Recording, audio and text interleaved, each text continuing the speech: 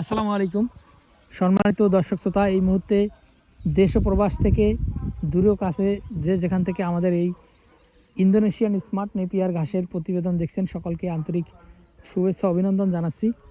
দর্শক শ্রোতা, যেই ঘাসটি দেখানো হচ্ছে এটি হলো স্মার্ট নেপিয়ার ঘাস। এটি হলো মূলত ইন্দোনেশিয়া থেকে বাংলাদেশে আমদানি করা হয়েছিল। দর্শক শ্রোতা, এই ঘাসটি খুবই নরম মিষ্টি ঘাস, রসালো ও স্বাদযুক্ত।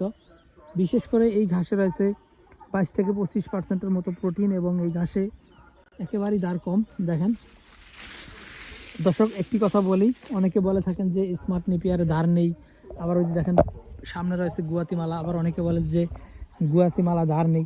দর্শক শ্রোতা, সব ঘাসই কিন্তু দার কম বেশি থাকে, তবে যখন ঘাসটা বয়স কম থাকবে তখন কিন্তু ঘাসের দারটা কম থাকে, একেবারেই কম থাকে। আর যখন নাকি আপনার ঘাসের বয়সটা বেশি হয়ে যায় তখন কিন্তু সব ঘাসই দাঁড় হয়ে যায়। সেটা স্মার্ট নেপিয়ার বলেন, সেটা গুয়াতিমালা বলেন, সেটা জারা বলেন, কিংবা তাইওয়ান বলেন। তো দর্শক, বিষয়টা হলো আপনারা যত কম সময়ে বা অল্প বয়সে যখন গাছগুলো কেটে খাওয়াবেন তখন আপনার একেবারে সীমিত বা কম দাঁড় থাকবে। আর যখন আপনারা বয়স্ক করে কেটে খাওয়াবেন তখন কিন্তু দাঁড়টা বেড়ে যাবে। দর্শক শ্রোতা, এই যে দেখেন পাশেই গুয়েতিমালা ঘাস রয়েছে।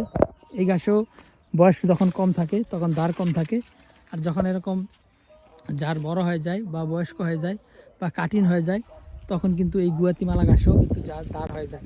তো দর্শক শ্রোতা, ওই যে সামনে দেখতেছেন লম্বা লম্বা, ওগুলো হলো জারা ওয়ান হাইব্রিড। ওই জারা ঘাসও সেম ঠিক একই, বয়স কম যখন থাকবে তখন দাঁড় কম, যখন বয়স বেশি হয়ে যাবে তখন ওই জারা ঘাসেও কিন্তু দাঁড় হবে। তো দর্শকবৃন্দ, আমরা এই স্মার্ট নেপিয়ার, জারা ওয়ান, তারপর এই গুয়াতিমালা, তারপর এলিফ্যান্ট হাইব্রিড, তাইওয়ান হাইব্রিড, তারপর পানিতে চাষ করেছি জার্মান হোয়াইট অজানা। তো দর্শক, এই সকল ঘাসই আমরা চাষ করেছি। আপনারা যারা নতুন পুরাতন খামারি রয়েছেন, যারা এই হাইব্রিড ঘাস চাষ করতে চান, তারা অবশ্যই আমাদের কাছ থেকে এই ঘাসের কাটিংগুলো সংগ্রহ করতে পারেন।